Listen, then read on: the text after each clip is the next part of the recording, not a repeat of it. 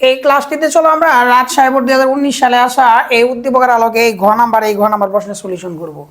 ঘতে কি বলছে, টেবিল 2 এ ডেট নামের একটা ফিল্ড সংযোজনের প্রক্রিয়া ব্যাখ্যা করো। দেখো এটা হচ্ছে টেবিল 2, এটার মধ্যে আমাদের ডেট নামের একটা ফিল্ড সংযোজন করাবো। কি নামের বলো? ডেট। তাহলে ডেট নামের যদি আমরা একটা এই ফিল্ড সংযোজন করতে চাই তাহলে আমাদের কি করতে হবে? তাহলে আমাদের অল্টার কমান্ড ব্যবহার করতে হবে। অল্টার কি কমান্ড বললাম? Alter command. আর অল্টার লেখার সাথে সাথে তোমাকে অল্টারের সাথে সাথে টেবিল লিখতে হবে। কি লিখতে হবে বলো? টেবিল। এরপর কি লিখতে হবে? টেবিলের নাম। স্যার কোন টেবিলের নাম? যে টেবিলেরটা পরিবর্তন করতে বলছে, যে টেবিলে সংযোজন করতে বলছে সেইটা নাম।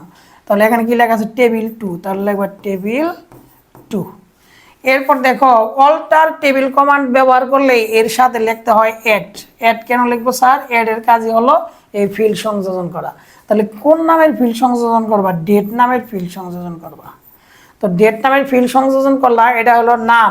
এটা ডেটা টাইপ কি? দেখো ডেটের ডেটা টাইপ কিন্তু ডেটই।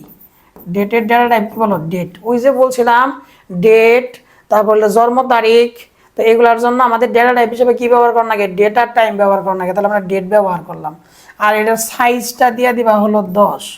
এরপর জাস্ট এখানে একটা সেমিকোলন দিয়ে দিবা। তাহলে দেখো এই যে গ নাম্বার প্রশ্নের সলিউশন এইটুকু লিখে দিলেই হলো। গ নাম্বার কি বলছে? উদ্দীপকের টেবিল 1 মানে টেবিল 1 তৃতীয় ফিল্ডকে ঊর্ধ্বক্রম অনুসারে সাজানো ধাপ বিশ্লেষণ করে টেবিলটি তৈরি করে প্রদর্শন করা। মানে এটাকে ঊর্ধ্বক্রম অনুযায়ী সাজাইতে বলছে। তাহলে ঊর্ধ্বক্রম অনুযায়ী যদি সাজাইতে বলে তাহলে তোমাকে শর্টিং করতে হবে। কি করতে হবে বলো? শর্টিং। শর্টিং আবার দুই ধরনের, একটা হলো অ্যাসেন্ডিং আর একটা হলো ডিসেন্ডিং। অ্যাসেন্ডিং কি? অ্যাসেন্ডিং হলো ঊর্ধ্বক্রম। স্যার ঊর্ধ্বক্রমটা কি? ঊর্ধ্বক্রমটা হলো জাস্ট ছোট থেকে বড়র দিকে যাওয়া, এটা নাম হলো ঊর্ধ্বক্রম। আবার ডিসেন্ডিং, স্যার ডিসেন্ডিং কি? বড় থেকে ছোটোর দিকে যাওয়া। তাহলে এখন আসো, এটাকে ঊর্ধ্বক্রম বলছে, তার মানে এখানে অ্যাসেন্ডিং করতে হবে। অ্যাসেন্ডিং এর কাজ কি? ছোট মান থেকে বড়র দিকে যাবে। তাহলে এই অ্যাসেন্ডিং করার জন্য ফার্স্টে তোমাকে যে কাজটা করতে হবে, উত্তরের শুরুতে লিখতে হবে select command. SELECT, select command লিখতে হবে। এরপর সিলেক্টের উপর একটা স্টার চিহ্ন দিবা। স্যার স্টার চিহ্ন দিয়ে কি বোঝায়? এই টোটাল টেবিলটা সিলেক্ট হয়ে যাবে। এখন সিলেক্টের পরে তোমার লেখন লাগবো from, FROM, from capital letter লিখবা। ফ্রম লেখার পর লিখবা জাস্ট টেবিলের নাম। কোন টেবিলে? টেবিল 1-এ। TABLE, table 1। টেবিল 1-এ লিখবা। টেবিল 1-এ লেখার পর তুমি কি করবা? স্যার এখানে লিখতে হবে অর্ডার বাই, এটা লিখতে হবে। অর্ডার বাই লেখার পরে দেখো কোনটাকে, যে তৃতীয় ফিল্ডকে, তাহলে তৃতীয় ফিল্ডটার নাম লেখো ডেট অফ বার্থ লিখবা। লেখার পর কি করবা? এটাকে কোন অর্ডারে সাজানো রাখবো? অ্যাসেন্ডিং অর্ডারে, AHC লিখে দিবা সংক্ষেপে। জাস্ট একটা সেমিকোলন দিবা, তাহলে হয়ে গেল এটা সাজানোর প্রক্রিয়া। তো সাজানোর পরে এই টেবিলের অবস্থাটা কি হবে? দেখো এই টেবিল যেহেতু ছোট মান থেকে বড় মানের দিকে যাবে, তাহলে দেখো এটা হলো 96 সাল, এটা 95 সাল, এটা হলো 97 সাল। তার মানে 95 সালের যে তথ্যগুলো এটা আগে যাবো, তার মানে ওইটা হলো প্রথমে লিখতে হবে। তাহলে প্রথমে লিখতে হবে তোমার হলো 12-25। কি লিখবা বলো? 12-25।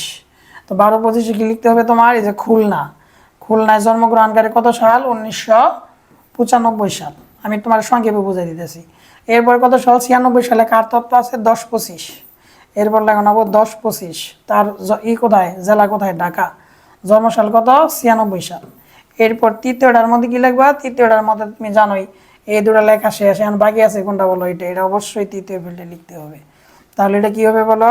13-24। তাহলে ভোলা জেলা, এটা বললো জন্মসাল হলো 97। আর উপরে কি লিখে দিবা? উপরে যেগুলো যা আছে তাই লিখে দিবা। তাহলে কিন্তু তোমার টেবিলের অ্যান্সারটা অলরেডি হয়ে গেল। ক্লাসটা কি বুঝছো কিনা একটু কমেন্টে জানাও।